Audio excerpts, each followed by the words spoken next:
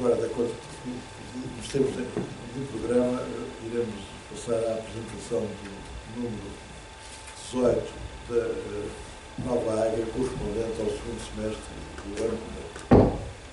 Muito bem, então chamo para a mesa o Pinheiro da Gomes, a professora Constança Marcondes César,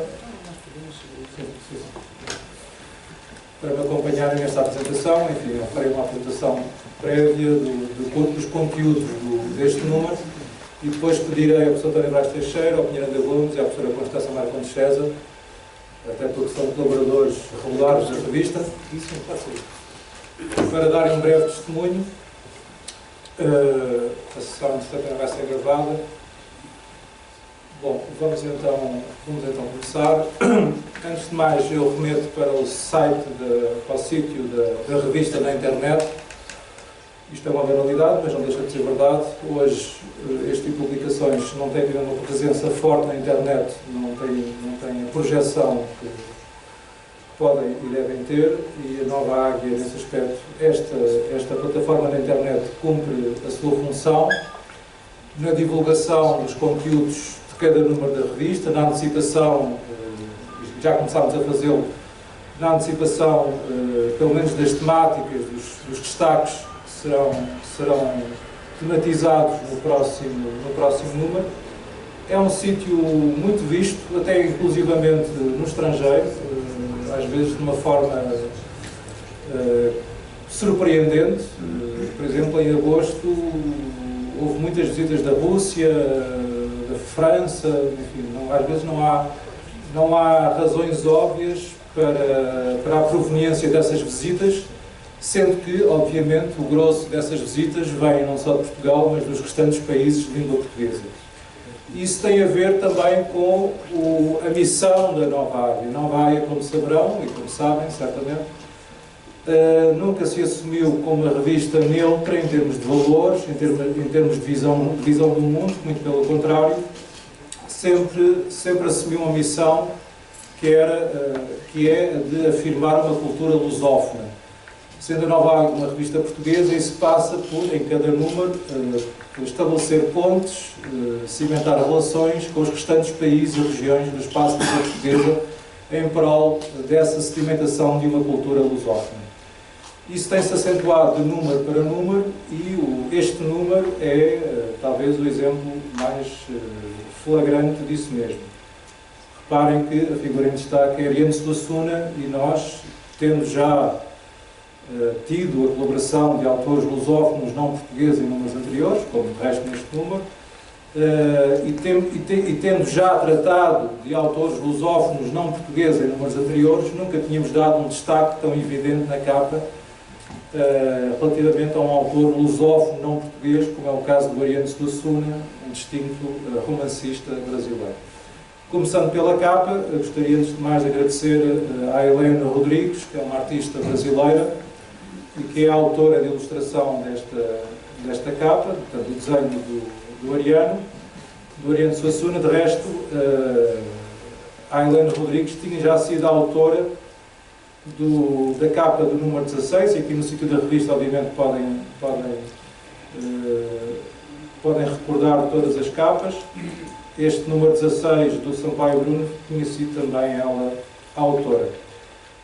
Como se nota olhando para a capa, enfim, isso é o que salta logo à vista, portanto, há três figuras em destaque, para além do Ariano Suassuna, e os textos que se começam por publicar neste número da Nova Águia, começando por um texto do professor António Brás Teixeira, foram textos apresentados num colóquio promovido pelo Instituto de Filosofia Luso-Brasileira, no Palácio da Independência, que é a sede do Instituto de Filosofia Luso-Brasileira e também a sede institucional da Nova Águia.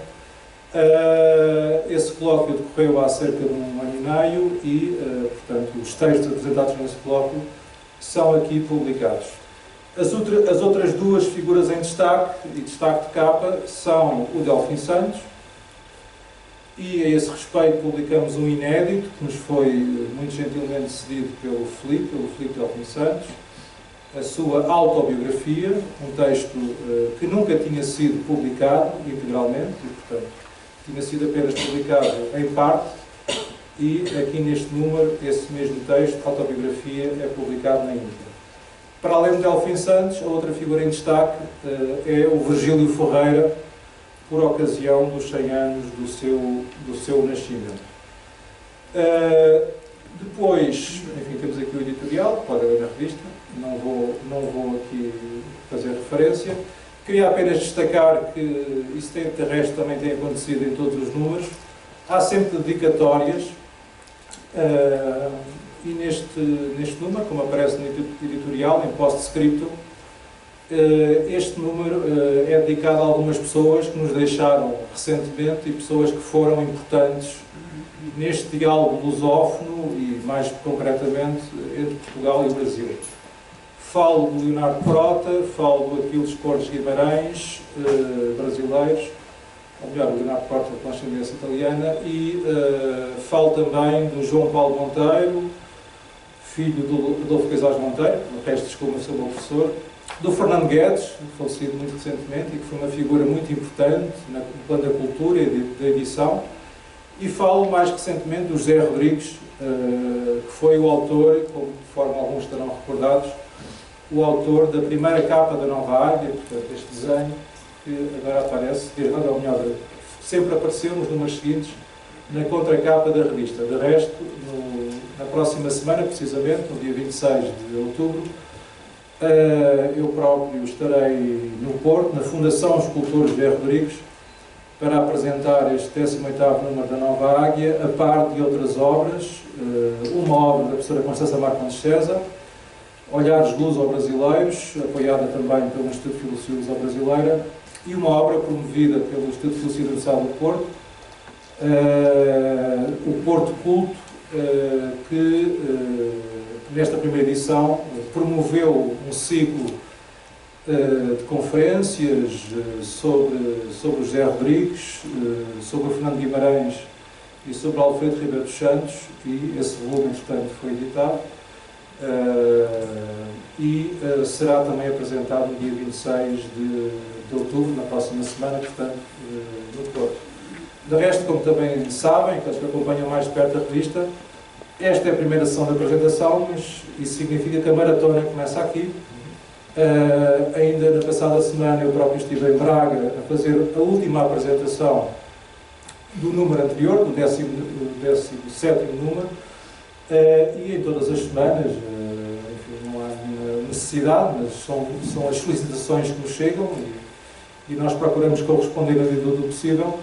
Em todas as semanas há sempre pelo menos uma sessão de apresentação em todo o país, não apenas em Lisboa, no Porto, em Coimbra, enfim, como é mais comum acontecer, mas na medida do possível procuramos também aqui extravasar fronteiras e projetar a Nova Águia, desde logo na Galiza, tenho ido todos os semestres a apresentar cada novo número, e conforme as solicitações em alguns outros países lusófonos.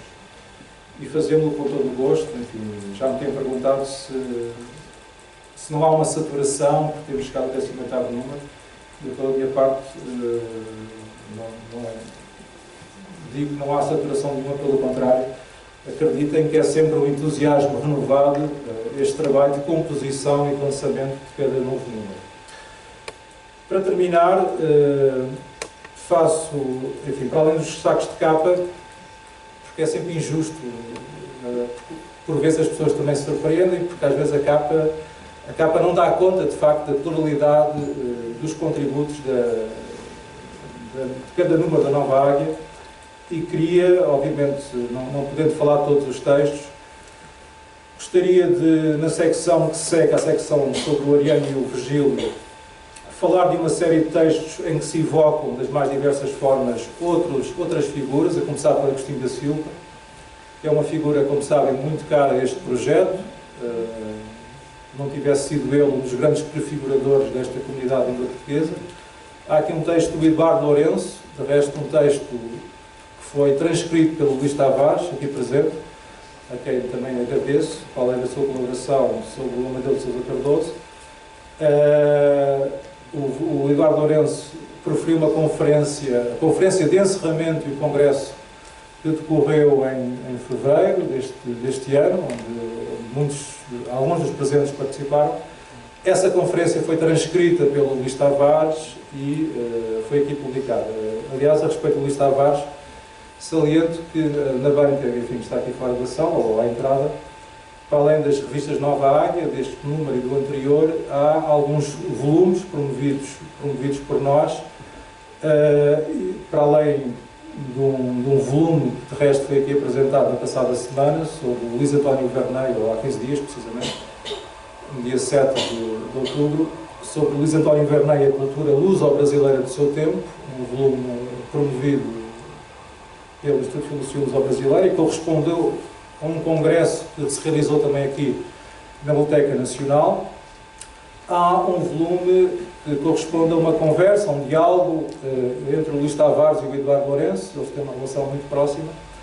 De resto, parte dessa entrevista, a primeira versão, tinha sido já publicada no número anterior da Nova Águia e agora considerámos que era oportuno, até pela valia dessa entrevista, desse diálogo, dessa conversa, publicá-la em volume separado, e esse volume podem encontrar à saída desta sala.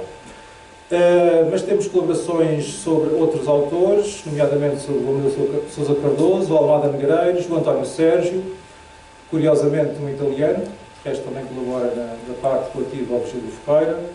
Sobre o Camilo Castelo Branco, é um texto do João Bigode Chorão, que tem, em cada número da Nova Águia, tido sempre uma colaboração nessa série Cartas Sem Resposta. São textos muito interessantes, cartas que ele dirigiu, obviamente, ao exercício literário, a figuras que já faleceram, mas que merecem, ao João Bigode Chorão e a todos nós, uma grande atenção. Temos também um texto sobre o Cervantes, e chama a atenção, enfim, entre parênteses, que neste ano se assinala os 400 anos de nascimento, que é do Cervantes, perdão, do Cervantes precisamente, e também do Shakespeare, e de resto eu próprio estou envolvido na realização de um congresso que irá decorrer em novembro e que evoca as duas figuras. Se depois estiverem interessados podem consultar o sítio da Nova Águia, temos mais informação sobre esse congresso, o programa está a ser ultimado. Esta colaboração é do professor Luís Garcia Soto, uma pessoa da Galiza, um professor galego da Faculdade de Filosofia, e que tem colaborado connosco em quase todos os números. Temos mais uma colaboração do italiano. É sabido que há muitos italianos lusófilos. É também o caso do Brunello Natali de Cruzatis, que nos enviou um texto sobre o David Marão Ferreira, um texto sobre o Shakespeare e o Gil Vicente, a relação, do João Paulo Monteiro, do Luís Loia, que é uma pessoa que trabalha na mesma área, filosofia da mente, filosofia do conhecimento. Um texto de um investigador cabo-verdiano, resto tem também colaborado regularmente na Nova Águia, sobre o Paulo Freire, estou a falar do Helder Manuel Carlos. Temos também mais um texto sobre Teixeira de Pascoais, enfim, Teixeira de Pascoais naturalmente é também uma figura de referência da Nova Águia, por esta nossa ligação à revista Águia, a Renascença Portuguesa. Temos um texto interessante do António José Queiroz, que é também um colaborador frequente. E, finalmente, esta secção termina com um texto, um ensaio da professora Mafalda Blanco, aqui da Faculdade de Letras de Lisboa, sobre o Miguel do Unamuno. Portanto, é também uma secção muito forte desta revista, apesar de não haver referência de capa, não haver destaque de capa. Depois, em outros voos, começamos com uma figura que também tem participado sempre na Nova Águia. Isso apraz-nos muito registar, que é o professor Adriano Moreira. De resto, temos vários textos dele em arquivo, não podemos publicá-los todos, até porque sai um texto em cada número, mas posso garantir que temos textos para os próximos 3, 4 números. E temos textos do Artur Manso, que é um colaborador sobre a educação na Primeira República. Temos um texto de um angolano, o professor Carlos Mariano Manuel. Foi um texto, enfim, que idealmente deveria ter sido o número anterior, porque corresponde a um evento a que demos destaque nesse número anterior, sobre o Congresso da Cidadania Lusófona, onde as pessoas se pronunciaram sobre a importância das diásporas para a lusofonia. O texto já veio atrasado e, portanto, só agora, ainda que com a devida menção em nota, só agora é que podemos publicar este texto, Portanto, no caso, a importância das diásporas para Angola. Depois temos um texto do Joaquim Pinto, aqui presente, sobre para uma espiritualidade lusitana. Já agora não posso referi-los todos, portanto vou referir apenas os presentes. Jamais de Carvalho, não é a primeira vez também, um contributo que muito nos apraz registar, e de resto também não é o primeiro, sobre o título muito sugestivo, Brasil e Portugal, os caminhos da separação e os motivos da reaproximação. Isto tem tudo a ver com a Nova Águia, sobretudo quanto aos motivos da reaproximação. O Miguel Real não está cá, aliás, justificou a ausência. Do Pedro Vistas, também aqui presente, que nos enviou um texto que tem por título Um Programa de Transpolitização. Temos o Pinheiranda Gomes, que tem colaborado sempre em todos os números, sem qualquer exceção, e que também, ainda há pouco estávamos a falar sobre isso, tem já texto ao próximo número, sobre o Afonso Botelho, exatamente, e do Rodrigo Sobral Cunha, que chegou, entretanto, sobre a Árvore da Vida, para além do Samuel Limas, que ainda aqui está, ou penso que já ausentou-se, entretanto, eu tinha outro compromisso, nos enviou um texto que tem por título Autobiografia e que narra uma fase da vida dele, até a relação com a Sofia de Mel Bragno, um texto bem interessante. Depois, nesta secção do extra-voo, enfim, nós somos dados a neologismos, como já perceberam, portanto isto remete para textos mais extraordinários, porque são textos de figuras, de facto, enfim, que são referências para todos nós. Para além da autobiografia de Delfim Santos, publicamos aqui o segundo capítulo da segunda parte da Vida Conversável. Eu aqui já dei conta, portanto, nós começámos a publicar, e isso é um texto completamente inédito, a segunda parte da Vida Conversável de Agostinho da Silva, que de resto é um texto que para muitos desconheciam a existência, e aqueles que conheciam a existência, que havia uma segunda parte da Vida Conversável, pensaram muitos anos, que esse texto estava perdido para sempre. Esse texto foi encontrado, foi devidamente editado, revisto, pelo Rui Lopo, aqui presente, pelo Ricardo Ventura, por mim próprio também, que ajudei, e começámos a publicar essa segunda parte no número anterior, vamos por capítulos, e portanto, neste 18º número, publicamos o segundo capítulo da segunda parte da Vida Conversável. Temos também um texto, que não é propriamente um inédito absoluto, mas é um texto semi-desconhecido, nas palavras do António Bocadito Franco, que de resto assina a nota que enquadra devidamente esse texto, do Raul Leal. De resto, também já aqui anunciámos, ou no site está anunciado que no dia 3 de novembro estaremos no SAD de Évora para apresentar este número da Nova Águia. E finalmente temos um texto do Virgílio Ferreira, que também não é um inédito absoluto, mas é um texto que só há muito pouco tempo foi conhecido, corresponde a mais uma edição do Mil, foi lançada, essa edição foi lançada este ano, em maio, junho, que é um volume muito interessante, corresponde a 15, julgo que são 15, não me falha a memória, 15 entrevistas, na forma de inquérito, que o investigador norte-americano, William Hubble, promoveu, nos anos 70, 80, a figuras da cultura portuguesa, distintas figuras da cultura portuguesa. Temos o Agostinho da Silva, temos o Agostina Bessa Luís, e temos também o Virgílio Ferreira. O Virgílio Ferreira pronunciou-se, portanto, respondeu a esse inquérito, sobre a forma como a literatura portuguesa foi recebida e foi sendo atendida em Portugal. E, portanto, são as respostas do Virgílio Ferreira a esse inquérito que publicamos neste número, que é uma forma também de chamar a atenção para a importância desse volume, que, como eu disse, tem muitos contributos, cerca de dezena e meia de figuras.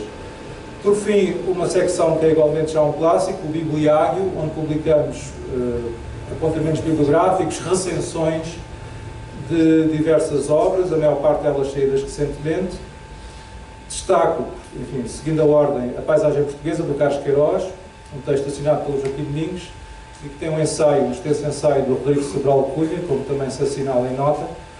Um volume saído muito recentemente, e essas referências a Carlos Queiroz não é a primeira vez que ocorrem na Nova Águia, também muito por mérito do Rodrigo Sobral Cunha.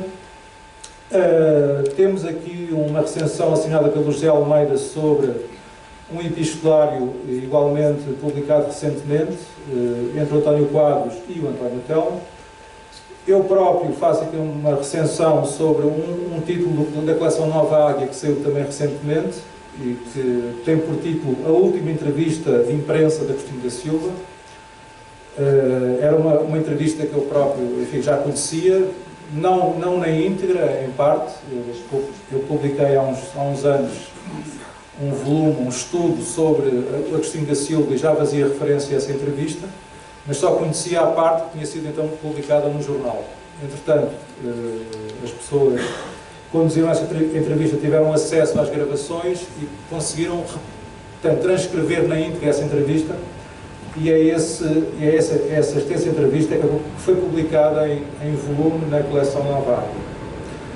Depois temos um texto de uma obra saída na Galiza e que tem por título A Imagem de Portugal na Galiza, escrito por uma autora galega, de resto é também uma colaboradora habitual da Nova Águia, falo da Maria do Alvigo.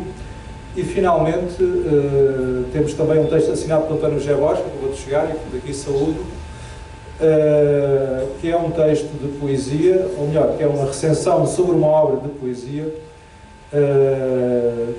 também porque a Nova Águia, sendo essencialmente uma revista de ensaio, procura ser também, talvez não tanto quanto gostaríamos, uma revista de poesia. É sempre um problema na paginação final, porque vocês não imaginam, há sempre textos que ficam de fora e estão poemas, mas enfim, mas procuramos sempre em cada número ter cerca de uma dezena, uma dúzia de poemas. É também isso que acontece neste número, conforme podem verificar no índice, e temos de facto a colaboração de António José Borges, na parte poética, do Jaime Hotel, que está aqui também presente e que saúdo, do Joaquim Pinto, ele bem reclamava que não lhe publicava poemas, enfim, do professor Paulo Ferreira da Cunha, do Samuel Dimas, que é também uma presença sempre habitual nesta secção, e depois registro uma nova secção, enfim, nova, não começou neste número, mas é recente, que é um memoriário, que eu acho que é uma secção, apesar da sua pouca extensão a nível de páginas, é só uma página, mas eu acho que é uma secção importante. Eu não tenho dúvidas que daqui a 50, 100 anos, existe ou não, ou continua a existir ou não a Nova Águia, as pessoas que quiserem interessar-se pelo que é a cultura portuguesa, numa certa linha, terão na Nova Águia uma publicação de referência. E este assinalar de datas e de eventos será importante para essa memória futura e daí também estarmos a investir cada vez mais nesta secção. Enfim, uma piada é uma brincadeira, mas são os locais onde semestre após semestre a Nova Águia é apresentada. Enfim, depois terminamos com a referência aos títulos que também promovemos, para além da revista. Enfim, isto é o vídeo do anterior lançamento, ou melhor, o lançamento do número 17. Temos aqui comigo a professora Inhana Gomes, está aqui ao meu lado, o Felipe Sebral Cunha esteve na anterior sessão. Esta sessão realizou-se na Sociedade de Geografia, de resto, como está aqui indicado na legenda, no dia 22 de março, data do 4º Congresso da Cidadania Lusófona que promovemos, e de resto, isso também é pretexto para dizer que no próximo número, do 19º, há dois temas em destaque, sem que isso signifique, como tem acontecido sempre, que não existam outras temáticas e outros autores a serem abordados, mas há dois temas de partida, digamos assim, e correspondem a dois eventos que foram promovidos por nós. Um é o 4º Congresso da Cidadania Lusófona, que decorreu em abril deste ano, e que teve por tema o balanço da CPLP, 20 anos após a sua criação. E, portanto, os textos que publicaremos serão textos não apenas apresentados no colóquio. Por exemplo, ainda ontem o professor Ernesto Castro Leal, que não participou no colóquio, me enviou um texto sobre essa questão, sobre o que é a CPLP e sobre que balanço se pode fazer da CPLP. portanto, se até se algum dos presentes se sentir motivado para fazer esse balanço, para desenvolver uma reflexão do que é ou não é a CPLP, poderá fazer-nos chegar o seu texto até final deste ano civil, até final de dezembro, já que a revista será, como sempre, lançada no final do primeiro trimestre, ou seja, no final de março. O outro tema em destaque, neste caso a figura em destaque, é Afonso de Albuquerque. Nós promovemos aqui um colóquio neste mesmo espaço, na Biblioteca Nacional. Sabemos que é uma figura controversa, mas, a nosso ver, não há futuro que se possa fazer sobre o escarmentamento do passado e, portanto, nós promovemos esse colóquio e agora, sem qualquer complexo, iremos publicar os textos, aí sim, na maior parte dos casos, se não na íntegra, os textos apresentados nesse congresso, iremos publicá-los no próximo número da Nova Águia, já os temos e, portanto, isso é uma garantia. Enfim, remeto uma vez mais para o sítio, para além da revista, procuramos sempre dar destaque a eventos de ordem cultural, que, a nosso ver, são muito relevantes e, na maior parte dos casos, não têm a atenção que merecem no plano mediático. Obviamente, também fizemos aqui referência a este evento sobre o Delfim Santos, da ESP, e queremos também fazê-lo relativamente às próximas sessões. E, enfim, já terei dito o essencial e mais do que isso, e, portanto, passarei então a palavra para 3 breves testemunhos do professor António Brás Teixeira, da professora Constança Marcos César e também da professora Pinheira Gomes. Professor Brás Teixeira. Bem, eu, depois do que você disse, eu não tenho nada mais a alegar em minha defesa. Penso que você disse o essencial, fez uma apresentação minuciosa do conteúdo deste número e, ao mesmo tempo, vincou qual é a razão de ser e o espírito que preside a Nova Águia. Este número tem, por um lado, a estar atento às efemérides próximas, ou seja, e aquela que nos ligou hoje aqui, os 50 anos da morte de Delfim Santos, o centenário de Ferreira e a morte recente de Ariano Suassuna, que é um autor, infelizmente, não tão conhecido em Portugal quanto merecia, nomeadamente pelos membros do júri do Prémio Camões, que o deixaram morrer sem terem dado o prémio, como deixaram morrer Beduíno ou José Monteiro, do lado brasileiro, para darem o prémio a figuras claramente menores da literatura brasileira ou de outras literaturas. Mas Suassuna foi muito conhecido como dramaturgo, meramente o autor da conhecida, que tornou-se um autor popular, até foi representado por amador, mas continua a ser praticamente esse, e penso que esse é um conhecimento que está já esquecido. Agora, o seu estando de teatro e também o seu grande romance, A Pedra do Reino, que é uma das obras máximas da literatura brasileira do século XX, continua, tal como o Grande Sertão Veredas, a não ter uma edição portuguesa. Portanto, esta iniciativa foi do Instituto Filosófico Brasileiro, de que Suassuna era sócio, membro, e em cujos trabalhos participou várias vezes, quando eles decorreram no Recife, foi também professor de estética, era a profissão.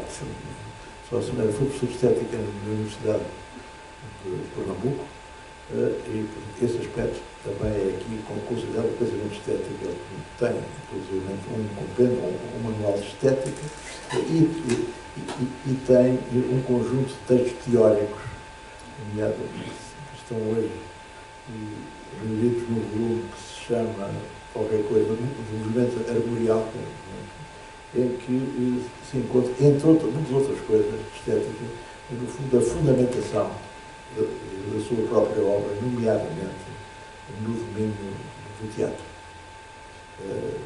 Aquela forma de teatro popular que ele cultivou, como vários outros escritores do Nordeste, desde Joaquim Cardoso até o próprio João Cabral de Melo Neto, Beduíno, a vitalidade que tem hoje, ainda hoje, o teatro português.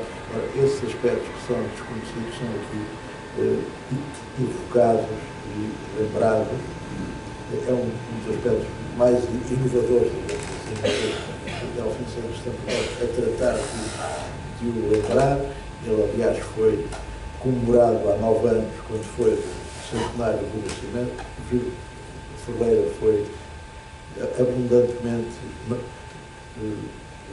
lembrado durante este ano, o ano centenário, e Suassuna tem aqui, pelo menos, uma chamada de atenção e alguns elementos para quem ler e souber ler sobre a importância e a radicação da obra de Suassuna na tradição luso-brasileira. É um grande renovador dessa tradição, do teatro popular, a Pedra do Reino, que a professora Constância explica muito bem.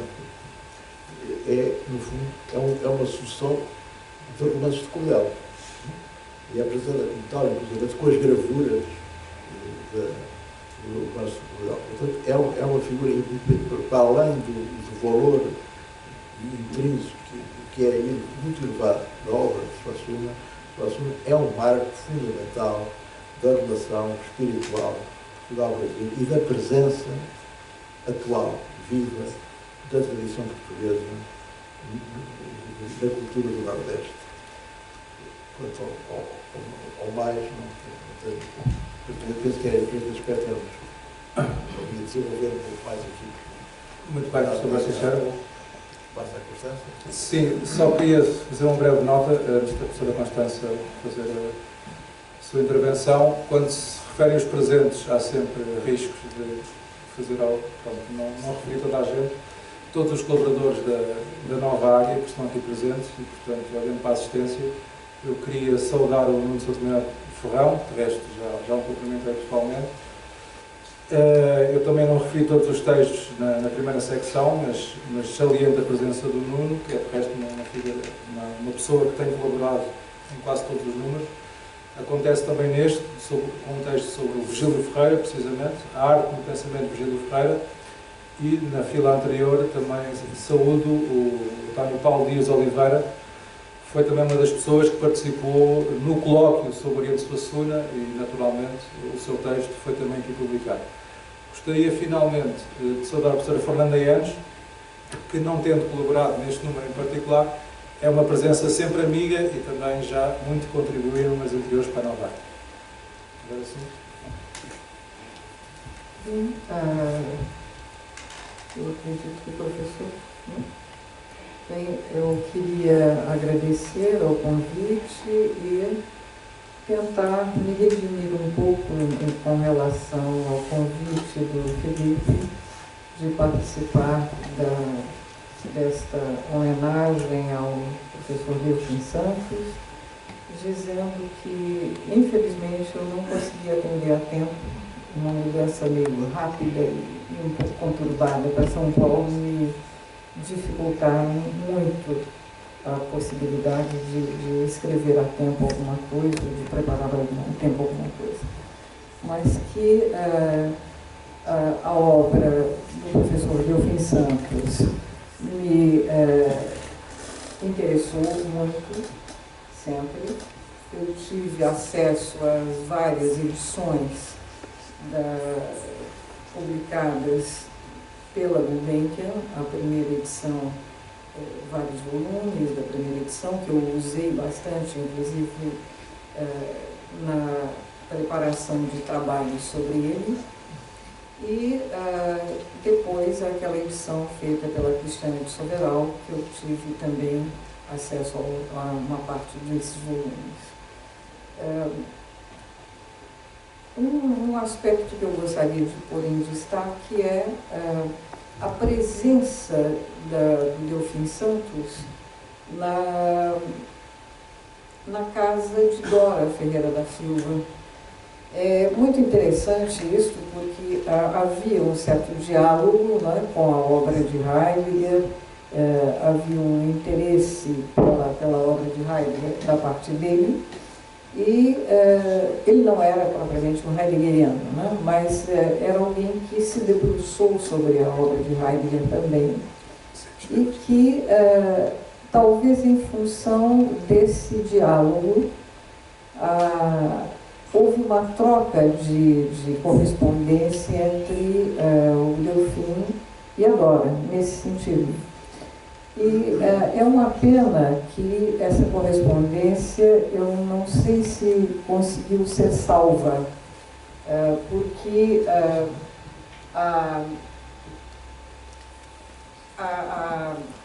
o espólio de Dora Ferreira da Silva, com esses textos, essas correspondências todas, ela mencionou a existência de cartas, mas eu não sei se essas cartas sobreviveram a um problema que Dora teve na casa e que ela menciona depois, né? Que muito daquilo que estava no sótão da casa foi destruído por cupins. Estava guardado, talvez não... Dora guardava tudo e tirava de vez em quando algumas coisas misteriosas daquele sótão, né? Mas uma parte foi destruída por conta de infestação de cupins na casa. E é claro que, como ela não ia a todo momento para lá, a esse sótão, ela só usava como um lugar de guardar coisas preciosas, né? Ela não se deu conta a tempo. Então, eu não sei se, com o falecimento da Dora, o espólio foi todo para entregue ao Instituto Moreira Salles e, infelizmente, as pessoas que valorizavam, digamos, o trabalho que a Dora tinha feito, as coisas que ela tinha apresentado, essas pessoas saíram do Instituto Moreira Salles. Então, a parte da obra da Dora está lá, sob a guarda do Instituto, mas sem previsão de publicação. E sem acesso, porque enquanto não estiver tudo catalogado, fichado, etc., não se permite o acesso, não se permite a consulta, né? Porque eles próprios não têm ideia do que eles têm lá ainda. Então, isso fica uma situação assim um pouco complicada, não dá para ter ideia da importância e do significado desse contato com Dora e com a presença dele, que não era uma presença no sentido de passar muito tempo, porque ele nunca ficou muito tempo em São Paulo, né? Ele vinha frequentemente, mas nunca ficou uma temporada muito longa, mas ele teve contato, e esse contato me parece ter sido bastante interessante, bastante significativo, pelo que era testemunhado mesmo pela Dora, e talvez em algumas cartas ainda exista alguma menção a isso, mas eu gostaria só de sublinhar. Muito bem, vamos acompanhar essa situação, vamos acompanhar isso e depois, por acaso, isso tendo acesso a esse espólio, podemos publicar algum desse material. Sim. Muito bem, apanhada então para terminar. Vamos fechar com chave de ferro, em vez de ser com chave de valor. Não havia nenhuma necessidade de eu vir aqui dar uma palavra. Mas já que me deram alguma coisa. Quando a revista surgiu, houve algum prurido no ambiente das pessoas que se sentiam mais ligadas, quer à herança espiritual, não institucional, da Faculdade de Literatura, do Leonardo Coimbra, dos seus discípulos, e também a pessoas que tinham um certo culto pela Renascença Portuguesa e pela arte. E ocorreu depois que as pessoas temiam ou achavam que era uma espécie de plágio de publicar uma revista com o nome de Nova Águia, porque era uma falsificação, uma imitação ou uma restauração de uma revista antiga. Isto faz lembrar um pouco o problema que há pouco foi aqui tão excelentemente apresentado quanto à primeira e à segunda faculdade de Letras do Porto. Porque também houve uma nova faculdade, mas não houve faculdade restaurada.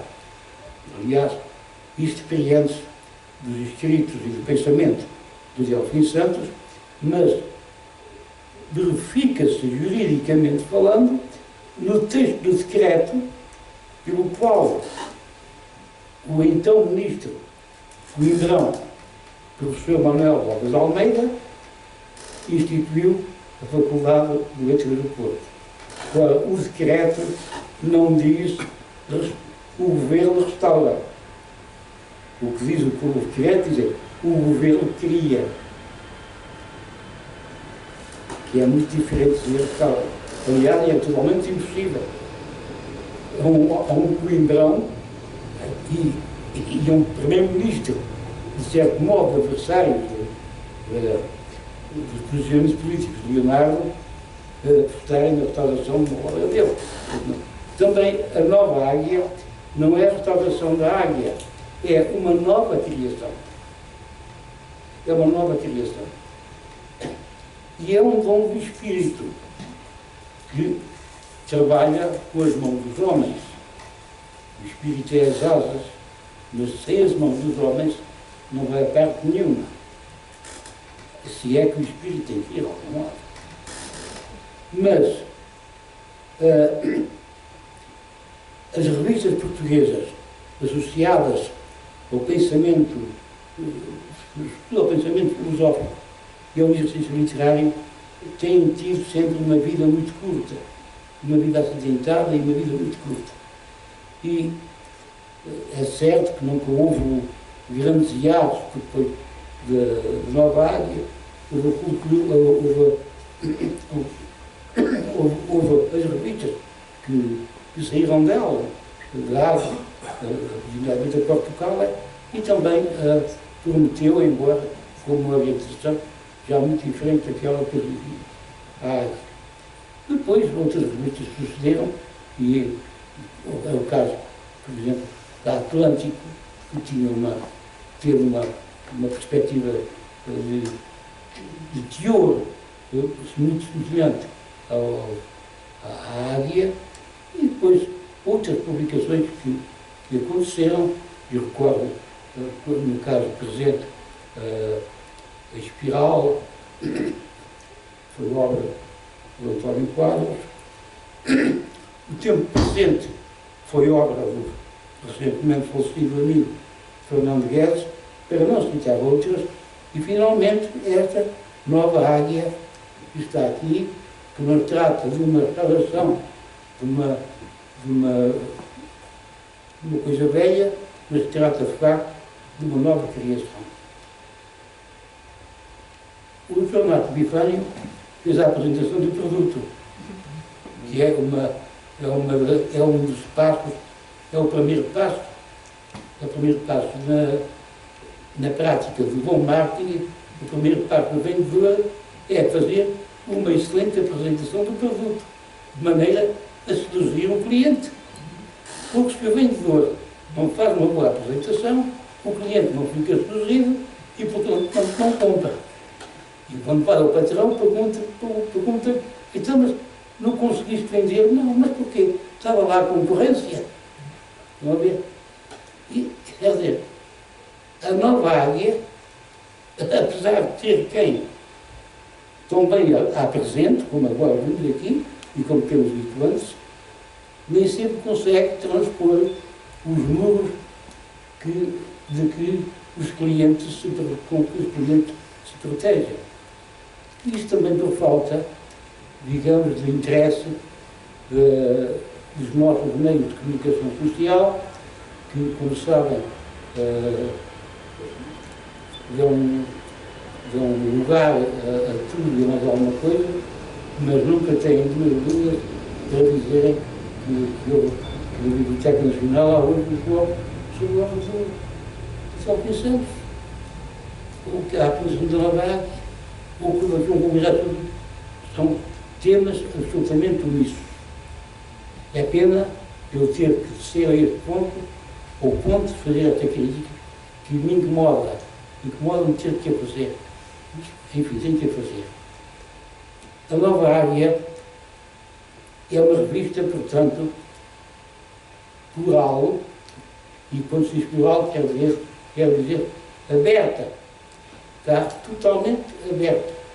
Não tem conceitos, a não ser os de cada autor, e não tem preconceitos, porque é do espírito da revista não ter.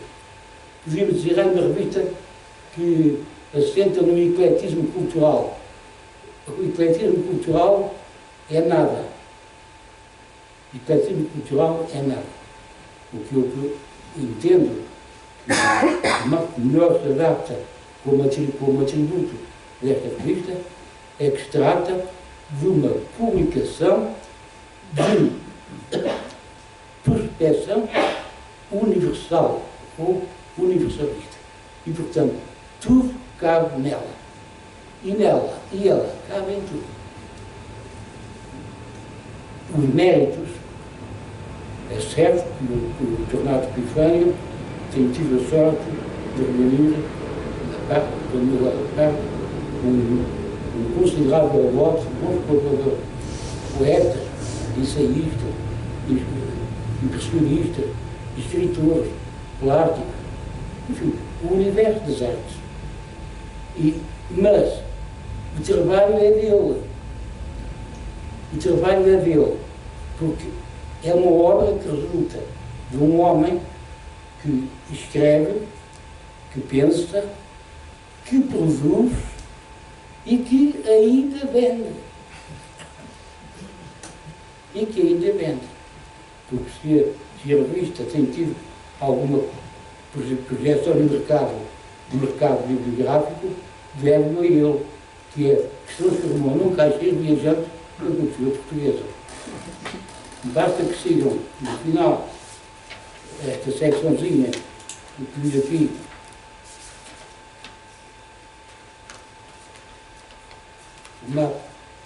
o mapeário, e verão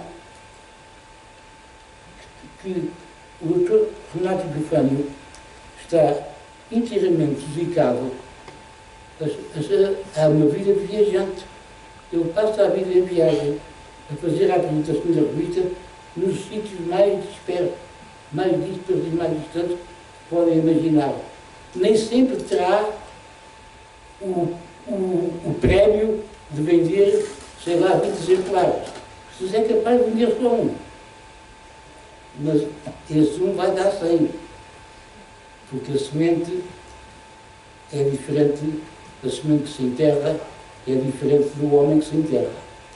É que a gente enterra o homem, não nasce nada. Mas se enterrarmos um grão de milho, dá uma ceroca. Muito bem. Obrigado, vereador.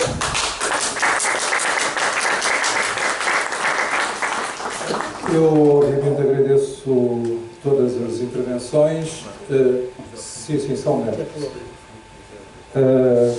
Gostaria de dizer, a propósito, enfim, do que disse o Leandro Gomes, e sem falsas modéstias ou hipocrisias, eu, obviamente, sou a pessoa que mais trabalha neste projeto, mas não sou a única pessoa que trabalha neste projeto e, portanto, os méritos têm que ser partilhados. Desde logo os colaboradores, porque se não existissem colaboradores não existia a revista, não é? E, portanto, o mérito inicial é também dos colaboradores e também é do editor, não pode aqui estar, mas gostaria de salientar isso. Se a revista, até porque tudo isso tem essa parte comercial, depois remete-nos para a editora, no caso da Zéfiro, se a revista depois aparece ou não nas livrarias, isso obviamente depende da procura, mas também depende de todo o trabalho que é feito pela editora. E só em termos de agradecimentos institucionais, gostaria também de agradecer à Fundação Luzia, a doutora Bela Serra não pode estar presente, mas conforme consta até na contracapa do logotipo que aparece da Fundação Luzida, essa mesma Fundação Luzida, que já colaborava connosco em outras atividades, é também, a partir deste número, uma das entidades que oficialmente patrocina este projeto. É só isso. Boa. Eu só queria dizer uma coisa. Acho muito interessante esta coincidência de efemérides do Virgílio, onde ele pensando, pelo seguinte, porque há uma ponte óbvia entre os dois, não é? Delfim Santos era considerado o maior conhecedor do existencialismo, como português, não é? Em Portugal, o maior conhecedor do existencialismo.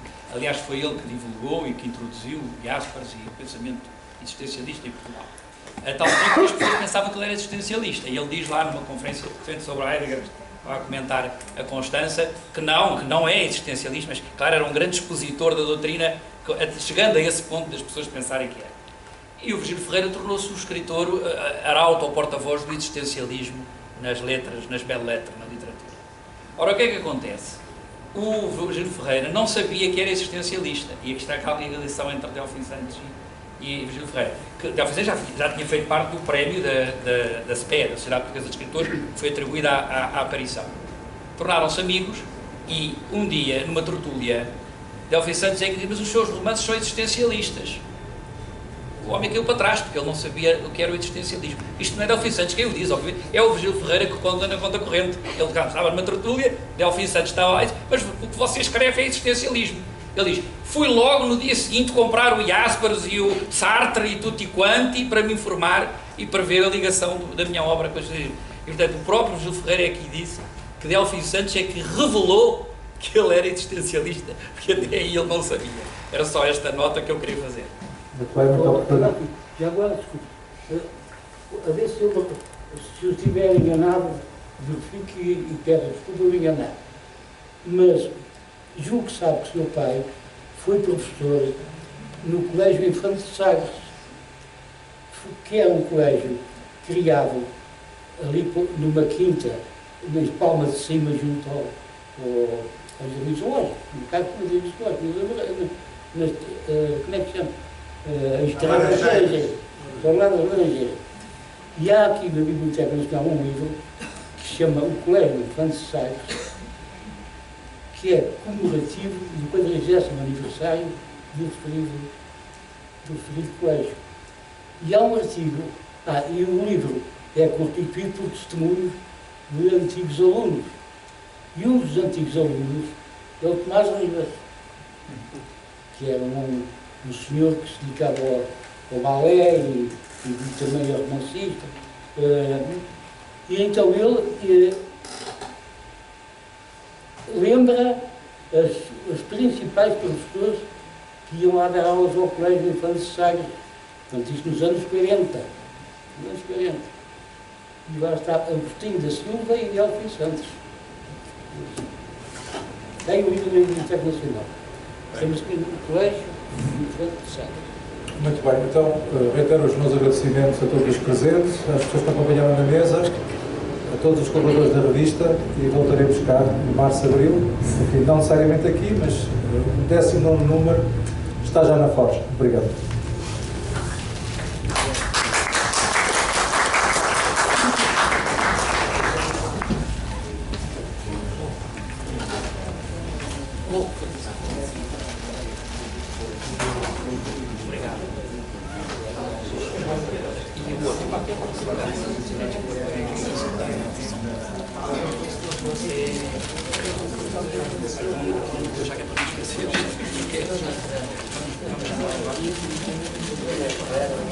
Olha, Renato, posso levar uma revista?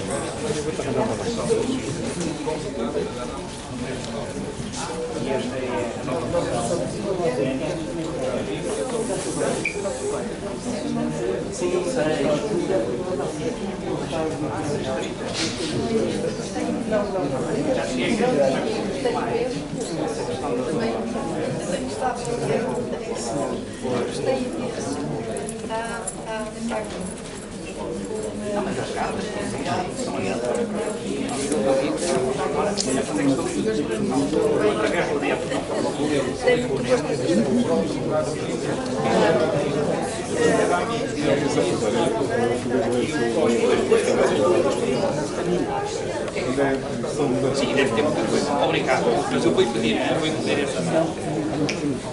Nesse caso, eu não sei este forma de eu queria perguntar é no arquivo de alterações. Que eu vejo que